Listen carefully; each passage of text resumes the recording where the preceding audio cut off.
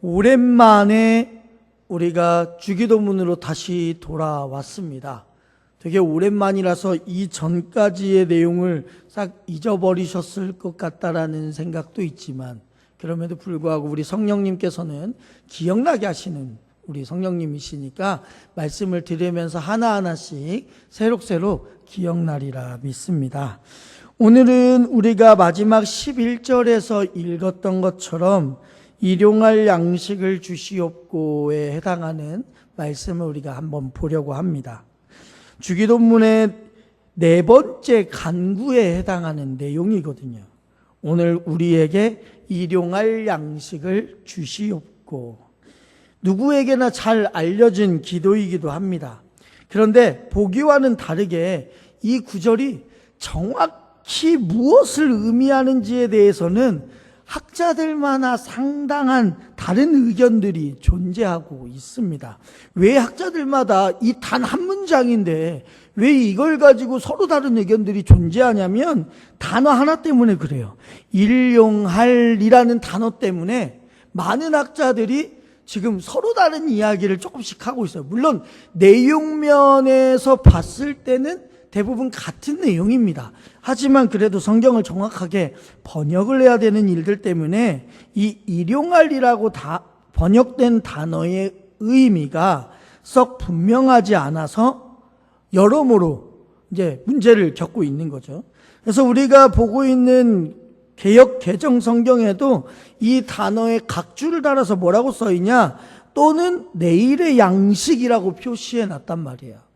분명히 일용할 양식이라는 말이 있는데도 불구하고 각주로 내일의 양식이라고도 표현했어요. 그렇기에 먼저는 우리가 이 일용할이라는 것의 의미를 한번 크게 화면에도 보시겠지만 크게 네 가지의 의미로 해석된다라는 것을 좀 알고 하나하나 좀 봤으면 좋겠습니다. 그래서 첫 번째 의미는 개역개정 성경이 번역한처럼 일용할이라는 것의 의미로 이해하는 거거든요. 이 말은 우리에게 필수적인 양식을 달라는 의미예요. 필수적인. 우리는 육체를 가지고 있기 때문에 양식이라는 것이 필수적입니다. 반드시 있어야 되는 거라고요. 우리에게 양식이 없으면요, 결국에는요, 며칠 버티다 못하고 죽게 된단 말이에요. 그래서 여기에서 말하는 일용할이라는 첫 번째 의미가 바로 우리가 육신을 가지고 있기 때문에 양식이 필수적이라는 사실이 강조가 된다라는 거예요. 그런데 이 일용할이라는 단어를 교부 시대 때 해석에 대한 부족함을 많은 교부들이 느끼게 되었어요. 어떻게 해석의 부족함을 느꼈냐? 이 주기도문을 되게 특별한 기도로 본 거예요. 왜냐하면 예수님이 가르쳐준 기도니까, 적어도 우리 예수님께서 가르쳐준 기도인데 이 기도에 엄청난 비밀이 들어있지 않겠냐라고 하면서 이 기도를 되게 뭐라고 해야 되죠? 되게 기대감이 크게끔 만들었단 말이에요. 그래서 어떤 교부는 뭐라고 말했냐? 그래도 예수님이 가르쳐준 기도인데 무언가 우리에게 고차원적인 강구를 하시겠지. 결국 먹고 사는 기도를 하는 게 예수님이 말이 되냐? 우리 예수님 먹고 사는 기도 안 해도 되지 않냐? 그러니까 아마 더 고차원적인 기도의 내용을 우리에게 주셨을 것이다 라고 추측하는 교부들이 있었단 말이에요. 그래서 그러한 교부들은 뭐라고 해석했냐면 이때 일용할 양식을 주시옵소서의 양식을 그냥 단순히 우리가 섭취하는 양식이 아니라 영적인 양식이라는 의미로 이렇게 바꿔버린 교부들도 있었단 말이에요. 물론 그렇게 해석할 수도 있겠지만 주님은요, 먹고 사는 문제에 대해서 신경 쓰지 않았다 라고 생각하기에는 조금 문제가 있는 듯 합니다. 왜냐하면 주님이 분명히 얘기하셨어요. 성경을 통해서 먹고 사는 문제 이따가 나올 건데 무엇을 먹을까, 무엇을 입을까, 무엇을 마실까를 염려하지 말라고 했단 말이에요. 염려하지 말라고 했지 아예 신경 쓰지 말라고 하신 적은 없단 말이에요. 아예. 그러니까 우리는 이 단어를 사용할 때는 조금 한 번 정도는 교부들의 말을 생각해 볼 필요가 있다라는 거죠. 두 번째의 의미는 오늘의라는 의미로 이해하는 것입니다. 이 경우에는 오늘 필요한 만큼의 양식이라는 그러한 기도가 담겨져 있는 거예요. 영어 성경 대부분은 이 번역을 따릅니다. 두 번째 번역, 오늘에 대한 번역을 따라요. 영어 성경은. 근데 다만 이 오늘에 대한 이 단어가 단독으로 이 일용할이라는 단어가 오늘이라는 의미로 사용되어진 적은 솔직하게는 없어요. 그러니까 용례라고 하죠. 단어에 사용된 예에서는 오늘에라는 단어로 사용된 적이 한 번도 없어요. 한 번도. 그래서 영어 성경은 많은 영어 성경 버전마다 다르겠지만 이 오늘의 두 번째의 의미를 사용을 하고는 있지만 용례가 없기 때문에 조금 약점이 되기도 합니다. 그럼에도 저는 오늘 이 일용할 양식을 주시옵고에 대해서 일용할을 바로 이 두 번째의 의미로 한번 해석해 보려고 합니다. 왜 그러냐? 이 기도의 내용이 출애굽기에서 나오는 만나의 이야기를 저는 반영하고 있다고 생각하기 때문에 그렇습니다. 그러므로 이 기도 두 번째 오늘에라는 이 단어는 쌓아놓기 위한 우리의 간구가 아니라 필요한 만큼의 것을 구하는 기도라는 의미를 갖는 게 바로 두 번째 오늘에 대한 의미라는 거예요. 세 번째 의미는 뭐가 있냐? 내일에라는 의미도 이 안에 있어요. 뭐 때문에 그러냐면 사실 용례를 봤을 때 단어에 사용하는 예를 들어봤을 때는 가장 지지받을 수 있는 의미가 바로 세 번째입니다. 그래서 제가 아무런 괄호치고도 아무런 말도 써있지 않는 게 용례상으로는 가장 지지받을 수 있어요. 왜냐? 만약에 이 기도를, 이 주기도문을 예수님께서 가르쳐 주신 기도를 우리가 밤에 한다라고 생각한다면 저절로 내일의 양식을 구하는 기도로서 어색함이 아무것도 없어요. 그러니까 충분히 사용할 수 있는 거예요. 또한 내일에 대한 의미가 이 미래에 대한 의미도 있기 때문에 미래에 대한 불안 때문에 드리는 기도가 아니라 결국은 한날의 필요를 위해서 드리는 기도로 이해되어질 수 있기 때문에 세 번째 내일에 대한 용례가 가장 많다는 것을 여러분들이 이해하셨으면 좋겠고, 마지막으로 내일의 연장선에서 미래의라는 것으로 이해되어지는 경우가 있습니다. 근데 이 미래의라는 단어를 쓰려면 기본적으로요, 종말론적인 미래의식을 가지고 기도해야 된다는 거예요.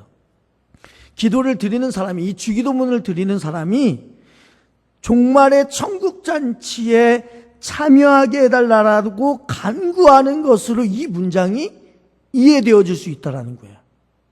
그래서 어떠한 학자는 우리가 지금까지 주기도문들을 하나하나씩 살펴보면 주기도문에는 반드시 종말론적인 성격이 다분하게 담겨 있다. 그렇기 때문에 미래에라는 단어로 해석도 분명하다라고 많은 학자들이 이야기하고 있다라는 거예요. 지금 이게 다 뭐에 대한 이야기라고요? 일용할이라는 단어에 따른 내용적인 이해도가 이렇게 네 가지로 나눠진다라는 거예요. 그래서 오늘 우리에게 일용할 양식을 주시옵고라는 간구는 다양한 해석의 가능성을 가지고 있지만 오늘 저는 아까 전에도 말씀드렸다시피 오늘 우리에게 필요한 만큼의 양식을 간구하는 바로 두 번째 의미에 해당하는 오늘에 대한 기도로 여러분들에게 이야기를 해보려고 합니다.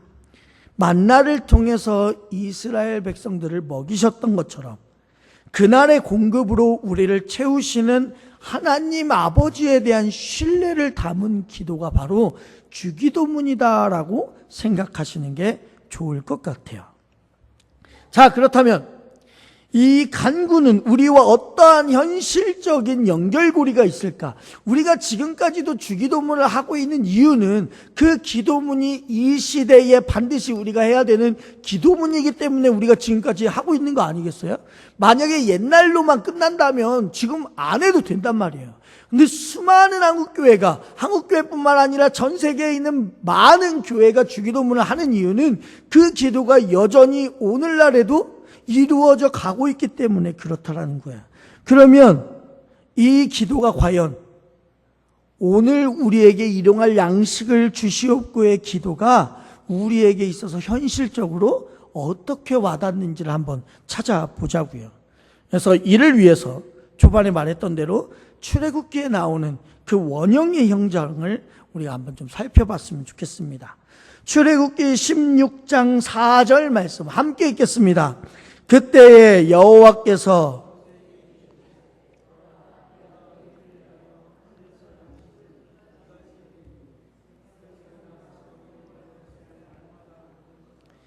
이같이 하여 그들이 내 율법을 준행하나 아니하나 내가 시험하리라. 아멘. 방금 읽은 말씀을 보니까 백성이 나가서 일용할 것을 날마다 거둘 것이라 라고 되어 있단 말이에요. 즉 이때 일용할 양식은 우리가 만나 이야기를 아시잖아요. 하루치 양식이란 말이에요. 하루치 양식이기 때문에 내일이라는 것은 없어요. 우리가 이따가도 보겠지만 분명히 하나님께서는 오늘 먹을 양식만 가져가라고 말씀하셨어요. 그렇죠? 오늘. 그리고 하나님께서는 이스라엘 백성들에게 이 과정을 날마다 겪게 하셨어. 날마다. 왜 그렇다면 이 과정을 날마다 겪게 하셨냐? 여러분, 광야라는 곳은요, 씨 한 줌 뿌릴 공간이 없는 곳이잖아요. 우리가 흔히 광야 하면 떠오르는 이미지가 뭐예요? 사막. 그죠? 이러한 이미지가 떠오른단 말이에요. 그곳에서 어떻게 농사를 지을 수 있겠냐 이거예요. 그러니까 농사를 지을 만한 여건도 안 돼요. 더군다나 그런 곳에 지금 어떤 사람들이 있냐? 노예 출신들. 노예로서 이스라엘 백성들이 애굽에서 430년 동안 살아온 사람들이 홍해를 건너자마자 도착한 곳이 광야란 말이에요. 물론 모세라는 유능한 지도자를 앞세웠어요. 그런데 모세가요, 이끌기에는 솔직히 너무나도 많은 인원이에요. 약 200만 명의 사람들을 이끌고 있다니까요. 더군다나 200만 명의 사람들이라면요, 여러분, 저는 여기에서 저만 말을 하니까 저 한 사람의 말만 여러분들이 들으면 되잖아요. 근데 여러분들과 같이 회의한다고 생각해 보세요. 뭐 여기 한 20 몇 명 있겠지만 저는 한마디 말만 하지만 여러분들 말 다 하면 20 몇 마디가 저한테 올 거 아니겠어요. 그러는 것처럼 지금 모세는요, 200만 명의 사람들을 이끌고 간다니까요.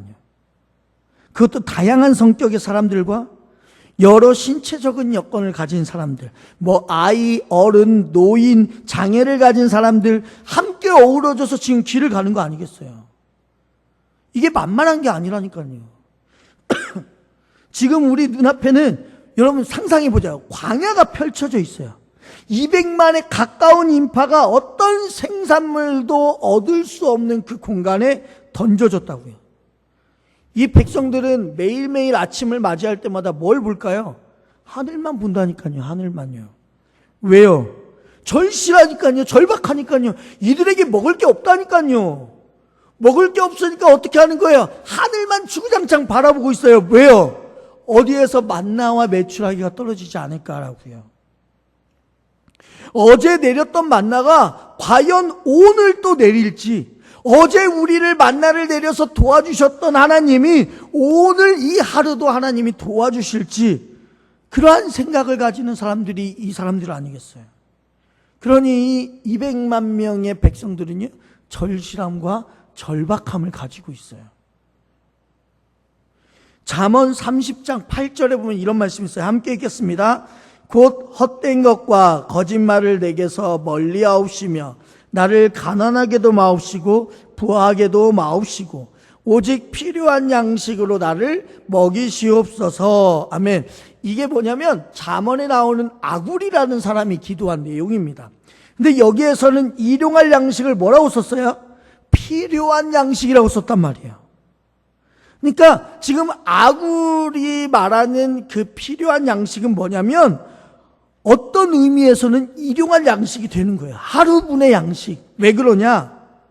인간이라는 존재는요, 사람이라는 존재는요, 무언가가 넘치고 남으면 그걸 어디다 쓰냐? 죄를 짓는 데 사용해요. 신기하단 말이에요. 남고 넘치면 죄를 짓는 데 사용해요. 그런데 반대로요, 모자라도요, 죄를 지어요. 그러니까 남아도 죄를 짓고 모자라도 죄를 지어요. 그래서 우리에게 가장 부요한 양식의 분량이 어느 만큼이에요? 다 하루치. 우리에게 하루치만 있으면 여러분 죄 안 지어요. 그냥 하루치만 딱 정확하게 있으면 죄 지을 일이 없어요. 왜요? 그 길만이 매 순간 하나님의 은혜와 붙어 살 수 있는 조건이 딱 하루치의 양식이거든요.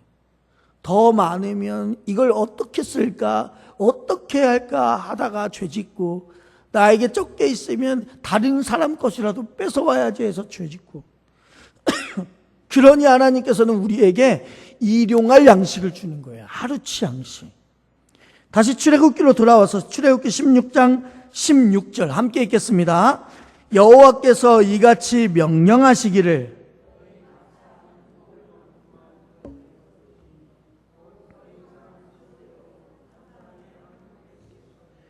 각 사람이 그의 장막에 있는 자들을 위하여 거둘지니라 하셨느니라. 아멘. 자, 여기서 한 오멜씩이라는 것은 우리 지금 현 시대로 따지면 2리터 정도. 요즘 콜라 시중에 파는 게 이제 2리터짜리를 팔더라고요. 그러니까 그 정도의 양식을 거두라는 거예요. 그런데 뭐라고 써 있냐? 거두되 각 사람이 그의 장막에 있는 자들을 위하여 거둘지니라라고 써 있어요. 이 구절에서요, 우리가 놓치고 지나갈 수 있는 표현이 감춰져 있단 말이에요. 왜냐하면 자, 사람들이요, 이 만나를 거두기 위해서 어디로 가냐면 매일 장막 밖으로 나갔을 거란 말이에요. 장막 밖으로. 그런데 그 사람은 누구의 목까지 거두어야 되냐? 장막 안에 있는 사람들 목까지 내가 거둬야 되는 거예요. 그렇다면 장막 안에 있는 사람들은 누구예요? 장막 바깥으로 나갈 수 없는 사람들이라고 표현할 수 있죠. 그렇죠? 그러니까 다른 말로 말하면요, 신체적인 조건이나 여러 가지 이유로 형편이 안 되는 사람들, 거두러 가지 못하는 사람들이란 말이에요. 여러분들 어떤 역사든지 간에요, 어떤 사회 구성어든지 간에 이러한 부류의 집단은 항상 우리 곁에 이웃이라는 이름으로 늘 있습니다. 그래서 우리나라도 사회적 약자라는 이름으로 표현을 하잖아요. 그런데 중요한 것은요, 성경이 노동력이 있는 사람들에게 뭐라고 말하는 거예요? 그 사람들의 목까지 거두라라고 이야기하는 거예요. 그러니까 오늘 우리에게 일용할 양식을 주시옵고 해서 중요한 점은, 물론 일용할 양식, 하루치의 양식이라는 단어도 중요하지만 어쩌면 가장 중요한 단어 중에 우리가 흔히 지나가는 단어가 뭐냐? 우리라는 단어를 지나간단 말이에요. 하나님께서 분명히 말씀하셨어요. 저 노란색 표시된 부분이요, 장막에 있는 사람들의 목까지 우리한테 말씀하신 거란 말이에요. 그래서 우리라고 하는 그 복수의 표현이 중요하다는 거예요. 그러면서 17절 읽겠습니다. 이스라엘 자손이 그같이 하였더니 그 거둔 것이 많기도 하고 적기도 하나. 아멘. 당연한 거 아니겠어요? 이제 거두러 간 사람들마다 나이 차이도 있을 거고, 어떤 사람은 힘도 세고 노동력이 더 좋은 사람들은 많이 거두었을 것이고, 덜한 사람은요 적게 거두었을 거 아니겠어요? 그죠? 그런데 신기한 일이 일어나요. 18절 함께 읽겠습니다. 오멜로 되어본즉 많이 거둔 자도 남음이 없고 적게 거둔 자도 부족함이 없어 각 사람은 먹을 만큼만 거두었더라. 아멘. 여러분 생각해 보세요. 논리적으로 생각해 보자고요. 이게 어떻게 가능해요? 지금 이 말씀이 어떻게 가능하냐고요. 아니, 거둔 자도 남은 것이 없고 적게 거둔 자도 부족한 것이 없대요. 그 집안에는 많이 먹는 사람은 많이 거두었을 것이고 적게 소식하는 사람들은 적게 거뒀을 것이니까 이게 가능하다? 절대 그렇지 않아요. 이게 가능하려면 딱 한 가지 방법밖에 없어요. 어떤 방법이요? 많이 거둔 자가, 노동력이 그만큼 좋은 자가 어떻게 하는 거예요? 연약한 자들에게 나눠준 거예요. 나눠준 거예요. 그래서 19절 읽어보겠습니다. 모세가 그들에게 이르기를 아무든지 아침까지 그것을 남겨두지 말라 하였으나 라고 써 있어요. 모세가 뭐라고 얘기했냐? 분명 그것을 쌓아두지 말라라고요. 왜요? 이렇게 나눠주고 나서 다 텅텅 비어야 뭐가 있으니까요.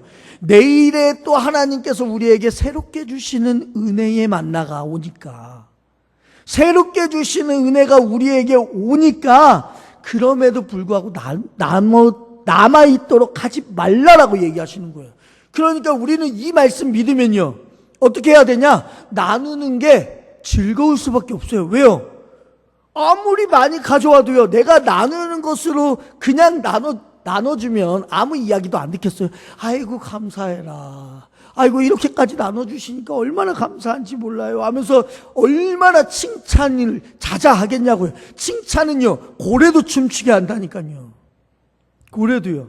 저는 아직까지도 이번 우리가 3월 달에 대신방 하면서 저희 가정이 부족하나마 우리 구역신방 하면서 이렇게 식사 대접을 하지 않았습니까? 근데 이것 가지고도 아직까지도 너무 감사하다고 말씀하시는 분들이 아직까지도 있어요. 오히려 저는 그런 이야기 들을 때마다 몸둘 바를 모르겠어요. 제가 할 수 있는 것 그것밖에 없거든요. 그거밖에 없으니까 여러분들에게 조그만 거라도 이렇게 대접하고 싶은 마음이 있어서 한 건데도 불구하고, 여전히 몇 개월이 지났는데도 불구하고 아직까지도 감사한 마음을 갖고 있단 말이에요. 그런데 이때 당시에 생각해 보세요. 내가 조금 힘이 있어서 많이 거두었단 말이에요. 그리고 많이 거둔 걸 나눠줬다고요. 그리고 우리에게는 믿음이 있어요. 어떤 믿음이요? 내일 또 새로운 만나를 내려주실 거라는 믿음이 있단 말이에요. 그렇게 당연한 믿음을 가지고 있는데 칭찬까지 들어. 그럼 얼마나 기분이 좋냐고요. 그런데 신기하게도 또 신기한 게 뭐가 있냐? 그럼에도 불구하고 남긴 사람들이 있다니까요. 20절 말씀 볼까요? 읽겠습니다. 그들이 모세에게 순종하지 아니하고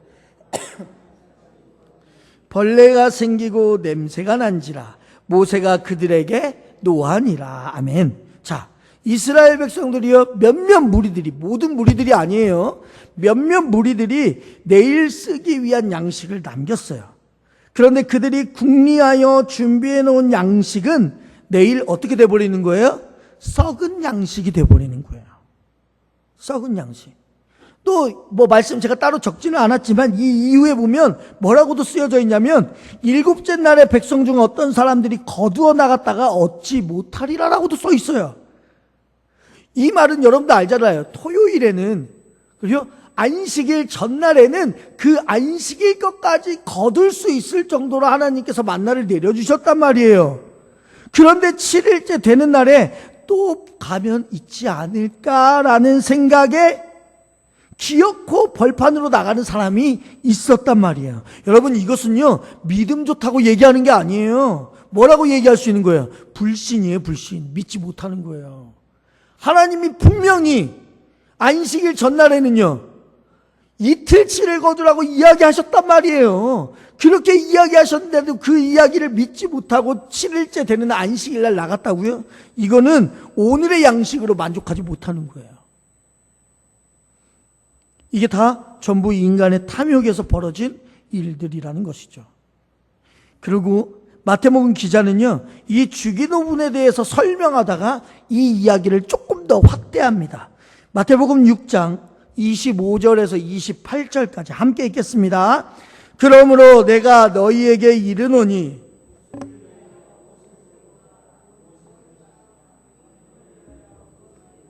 염려하지 말라. 목숨이 음식보다 중하지 아니하며 몸이 의복보다 중하지 아니하냐. 공중의 새를 보라. 심지도 않고 거두지도 않고 창고에 모아들이지도 아니하되 너희 하늘 아버지께서 기르시나니 너희들은 이것들보다 귀하지 아니하냐.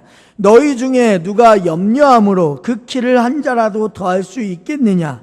또 너희가 어찌 의복을 위하여 염려하느냐. 들의 백합화가 어떻게 자라는가 생각하여 보라. 수고도 아니하고 길쌈도 아니하느니라 라고 되어 있어요. 예수님이요 주기도문을 알려주시면서 그 끝에 뭐라고 이야기하시냐면 세 가지를 염려하지 말래요. 뭘 염려하지 말라고요? 무엇을 먹을까, 무엇을 마실까, 무엇을 입을까를 염려하지 말라는 거예요. 근데 그때 당시에 염려라는 단어는요, 나눠지는 마음이 염려라는 단어로 쓰여져 있거든요. 나누이는 마음이라는 게 뭐예요? 하나님께서 우리에게 은혜를 내려주신다라는 건 아는데 왠지 모르게 그것만 가지고는 안 될 것 같은 마음이 있는 거예요. 하나님께서 나에게 오늘 먹을 양식은 이 정도야 라고 주셨는데 내 마음에는, 내 속에는 왠지 모르게 그것만 가지고는 안 될 것 같은 마음이 너무나도 크게 드는 거죠. 그래서 뭔가 찜찜해서 자기 국리를 위해 고민하는 태도가 바로 나뉘어지는 마음이에요. 그러면 당연히 어떻게 되냐? 마음도 나눠져요. 어떻게 해요? 주님만을 바라보고 나에게 만나를 주시겠지라는 마음과 또 어떤 마음이 있냐면 내 자신의 마음이 있어요. 이것 가지고는 조금 부족한데 어떡하지 부족한 것을? 이러한 마음이 있다 보니까 온전히 주님만 믿으려고 하는 마음이 떨어져 나가는 거예요. 보통 우리는 이것을 다른 말로 말하면 뭐라고 말하냐? 아까 전에도 했던 말이지만 불신이라고 한다니까요. 우리의 존재는요, 여러분, 설계 자체가 주님만 바라보며 그 안에서 참된 안식을 얻도록 우리를 만들어 주셨단 말이에요. 그래서 여러분들에게 수고하고 무거운 짐진 자들아 다 내게로 오라라고 하신 이유가 뭐예요? 우리에게 참된 안식은 주님으로밖에 없어요. 주님밖에. 그런데 우리는 주님이 아닌 지금 다른 것을 찾고 있는 이유는요, 그 원래의 목적을 잊어버렸기 때문에 그렇다는 거예요. 그러므로 염려하는 마음이 있기 때문에 우리는 나눠지게 된 거예요. 근데 이 이야기가 여기서 끝나지 않고요, 아까 전에 봤던 26절에 보니까 공중의 새를 보라라고 이야기되어 있죠. 근데 이 새를 보라라는 이 보라라는 단어가 시각적인 의미로 쓰여진 단어가 아니에요. 원래는 어떤 단어냐? 생각하라는 거예요. 생각하라.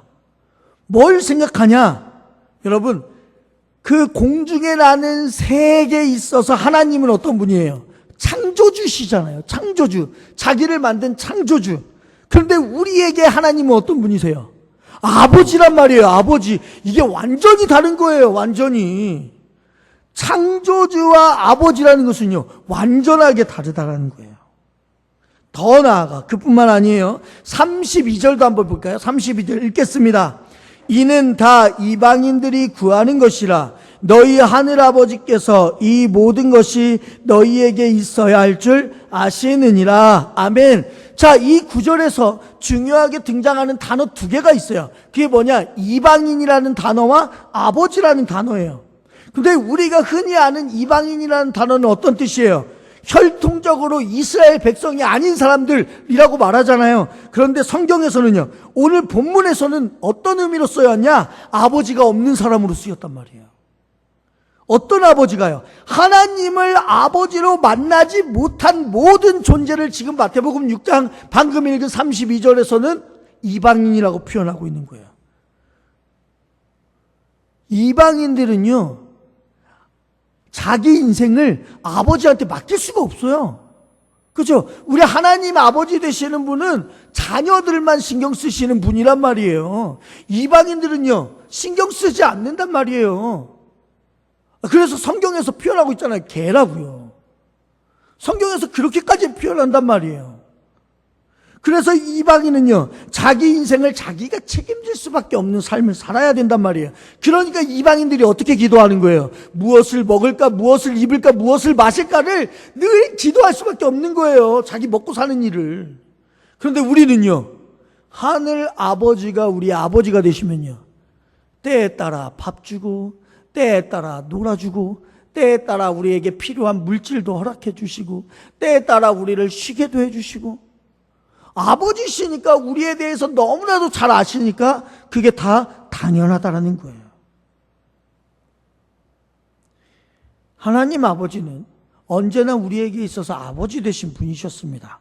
한 번도 우리에게 변질되시거나 변하신 적이 없는 분이에요. 근데 문제는 우리예요, 우리. 조금 형편이 잘 돌아갈 때는 우리가 하나님 아버지 했다가 조금 우리의 형편이 아닌 것 같으면 하나님 아저씨가 돼버리는 그러한 삶을 우리는 지금 살아가고 있단 말이에요. 그분은 늘 아버지셨는데 문제는 우리가 그분께 우리의 삶의 모든 양식에 대해서 자녀로서 나아가고 있느냐 이거예요. 자녀로서.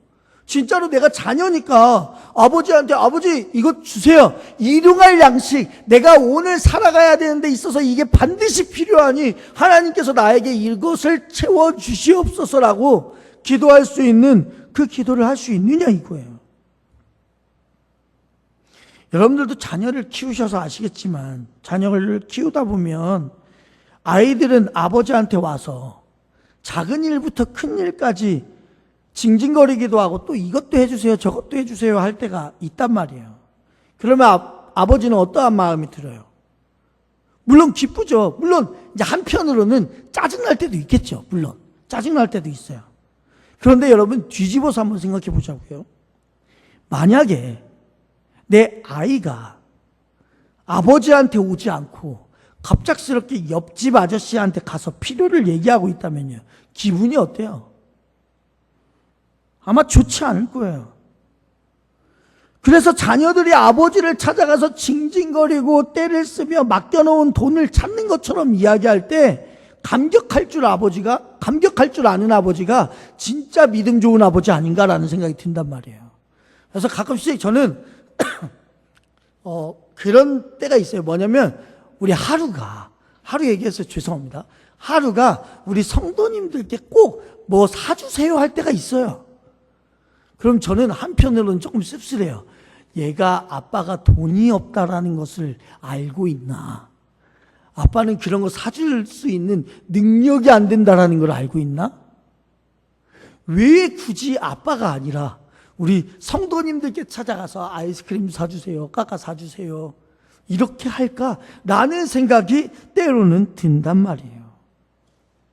그러니 여러분들에게 만약에 이제 앞으로 하루가 이거 사주세요 하고 몰래 귓속말로 말하면 절대 듣지 마십시오. 왜요? 하루의 아버지는 저예요. 제가 사줄 거예요. 그러니까 여러분들은 그냥 아빠한테 가서 말하렴, 엄마한테 가서 말하렴 하면 되는 거예요. 왜요? 그게 주기도문의 내용이라니까요, 이게. 여러분들이 다른 이에게 부탁하겠냐고요.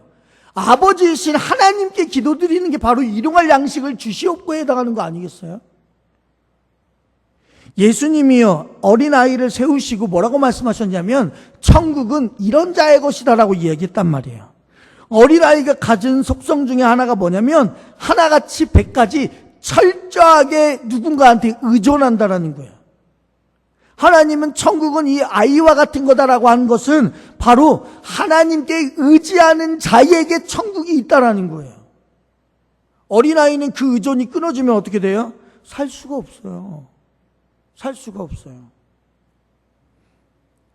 그러니 우리 사랑하는 성도님들, 주기도문을 통해서 진정으로 여러분들의 아버지가 우리 하나님 아버지가 되셨으면 좋겠고, 오늘 우리가 살아갈 필요한 양식을 달라고 강구할 수 있는 진정한 아버지가 되셨으면 좋겠고, 더군다나 여러분들의 필요를 말할 수 있는 진정한 자녀가 되시기를 주님의 이름으로 축원합니다. 또한 오늘 주기도문에서 오늘 우리에게 일용할 양식을 구하는 기도는 단지 이제 개인의 문제에서만 이야기되는 게 아니라 인류의 공익에 관한 문제까지도 포함되는 기도입니다. 그래서 적어도 이 기도를 하려면 우리에게 일용할 양식을 달라는 기도 속에 어떤 의미가 담겨져야 되냐? 내가 그렇게 나누는 삶을 살겠습니다라는 의미도 이 안에 담겨져 있어야 되는 거예요. 예전에 한때 교황이 왕을 임명했던 절대 권력의 시대가 있었습니다. 그때 중세시대의 전성기를 구가했던 교황이 이노센트 3세라는 교황이 있거든요. 교회사에 보면 그와 관련된 유명한 일화가 있어요. 이 이노센트 3세와 토마스 아퀴나스라고 불리우는 신학자와 함께 교회 밖에 교회 창문에서 밖에서 들어오고 있는 헌금을 본 적이 있어요. 그 헌금이 이제 어마어마하게 들어왔죠. 막 황금, 보화 막 이런 것들로. 금은보화를 바라보면서 이노센트 3세 교황이 이런 말을 했습니다. 은과 금은 내게 없거니와 라는 시대가 이제는 지나갔습니다. 교회에도 은과 금이 필요합니다. 라고 이야기했고, 그 이야기 하자마자 또 어떤 이야기를 했냐? 동시에 나사렛 예수의 이름으로 일어나 걸으라 라는 시대도 분명히 없어질 것입니다. 라고 이 이노센트 3세가 얘기했어요. 그런데 신기한 게요, 이노센트 3세가 얘기했던 이 말이요, 지금 이 세상에서 이루어져 버렸어요. 교회 안에 은과 금은 내게 없거니와, 이 말은요 벌써 한국교회에서는 죄송한 표현이지만 쓸데기 없는 소리가 되어버렸어요. 더 나아가 나사렛 예수의 이름으로 일어나 걸으라라는 시대도요 이제 지나갔어요. 한국교회는 어느새 힘을 갖게 되었죠. 그러다 보니 한국교회 안에 나사렛 예수라는 이름이 사라져버렸어요. 다 교회 이름만 드높이게 되었어요. 그렇다면 우리는 어떻게 다시 한번 나사렛 예수의 이름이라는 그 이름을 찾아올 수 있냐? 영원히 이 문제를 어떻게 해결할 수 있냐? 단 하나의 방법밖에 없다는 거예요. 한국교회가 하나님의 관심을 따라서 예수님의 시선을 쫓아서 모든 것들을 나누는 데 있어서 이제는 집중을 해야 되는 거예요. 그러지 않으면요 아무것도 할 수가 없어요. 아무것도요. 그것만이 한국교회의 실추된 아픔을 회복하고 예수님의 마음을 회복할 수 있단 말이에요. 우리는 거시적인 안목을 가지고 그럼 그리스도인으로서 어떤 삶을 살아야 되냐? 마가복음 6장에 보면 우리가 잘 아는 말씀이 나와요. 그게 뭐냐? 오병이어의 기적에 대한 이야기가 나와요. 예수님께서 빈 들판에서 제자들에게 그리고 많은 지역 사람들에게 하나님의 나라에 대해서 가르치셨단 말이에요. 그리고 해가 질 무렵이 되었는데 그곳에 이제 배고파하는 수만 명이 이제 앉아 있었죠. 그리고 성경은 그 앉아 있는 백성들을 보고 예수님께서 이렇게 말해요. 예수께서 불쌍히 여기사라고 말씀하신단 말이에요. 그러면서 뭐라고 말해요? 너희가 먹을 것을 주라 라고 얘기하죠. 여기서 너희는요 제자들을 말해요. 더 나아가 예수를 믿는 공동체, 즉 교회를 말한다고요. 그런데 제자들이 잽싸게 어떻게 해요? 이 말을 듣자마자 죽판을 꺼내서 이제 재기 시작하죠. 그리고 한 제자가 말해요. 선생님, 이곳에 있는 사람들을 모두 먹이려면 200데나리온이나 필요합니다. 그리고 만약에 200데나리온이 우리에게 있다 해도 지금 저녁인데 어디 가서 빵을 이렇게 많이 사오겠습니까? 먹일 수 없습니다. 그렇게 얘기합니다. 그러자 이 우병이어의 말씀이 복음서에 들어있는데 요한복음에 보면 청중들을 향해서 이 우병이어의 말씀 가운데 예수님이 이렇게 말씀하십니다. 요한복음 6장 49절에서 51절 함께 읽겠습니다. 너희 조상들은 광야에서 만나를 먹었어도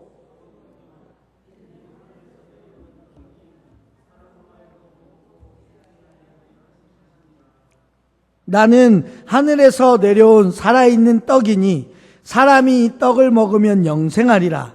내가 줄 떡은 곧 세상의 생명을 위한 내 살이니라 하시니라. 아멘. 이게 뭔 말이냐? 예수님께서 떡을 먹이게끔 하셨는데 제자들이 안 가져오니까 어떤 말씀을 하시는 거예요? 내가 바로 그 떡이다라고 이야기를 하시는 거예요. 내가. 예수님이 바로 영의 양식이 되시기도 하시고 육의 양식이 된다라고도 이야기를 하는 거예요. 그래서 한국교회와 우리 각 사람은 어떻게 해야 되냐? 이 말씀에 반드시 순종해야 되는 거예요. 예수님이요, 이 때문에 오셨거든요. 성찬식 때 우리는 뭐라고 고백해요?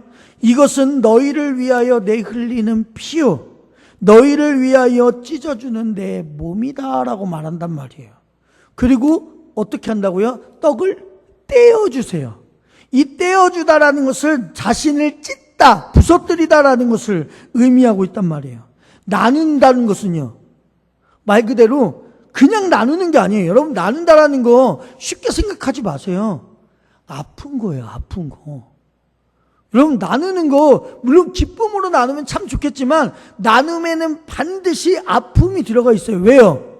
내가 다 누릴 수 있는 것은 떼어야 되거든요. 내가 누릴 수 있는 것들을 어느 정도를 포기해야 나눌 수 있는 거거든요. 그래서 여러분, 나눈다라는 것은요, 아픔을 감내하면서 나눠야 되는 게 진짜 나눔이에요. 진짜 나눔이에요. 그러한 나눔을 지금 누가 하셨다고요? 예수님이 하셨다니까요. 그러니 이 귀한 예수님의 가르침이 우리가 땅 끝에서 주님 만나는 그 순간까지 순종할 수 있는 이 기도가 되어야 되는 거예요.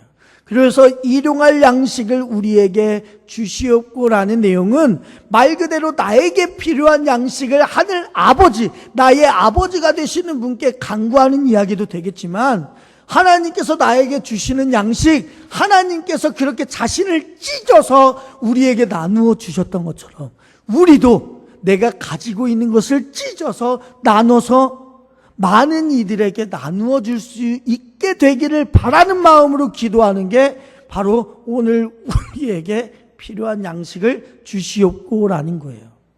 그러니 사랑하는 성도님들, 우리의 배도 채울 뿐만 아니라 많은 사람들을 함께 주님께서 주시는 것으로 함께 나눠 먹여 살릴 수 있는 여러분들이 되시기를 주님의 이름으로 축원합니다. 기도하겠습니다. 사랑의 주님, 오늘 우리에게 일용할 양식을 주시옵고라는 기도를 통하여서 정말 우리가 기도하고 있는 대상이 우리의 진짜 아버지가 된다라는 것과 그 아버지에게 오늘 하루를 살아갈 수 있는 우리에게 가장 필요한 양식들을 간구하며 나아가는 기도임을 우리가 배웠습니다. 그러니 다른 것에 가서 우리의 필요를 찾지 않고 온전히 우리의 아버지 되시는 하나님께만 찾을 수 있는 진정한 자녀가 되어질 수 있도록 인도해 주시옵소서. 더 나아가 그 필요를 우리에게 허락해 주시기 위해 자기의 몸을 찢어 우리에게 나누어 주신 예수님을 바라보며 우리도 우리가 가진 것들을 우리만 먹고 마심으로 즐거워하는 것이 아니라 우리의 필요를 원하는 모든 이들에게 함께 우리의 가지고 있는 것을 고통스럽겠지만 나누어 줌을 통해서 하나님의 놀라우신 은혜를 함께 경험해 나갈 수 있는 우리 모두가 되어질 수 있도록 인도해 주시옵소서. 예수님의 이름으로 기도드립니다. 아멘.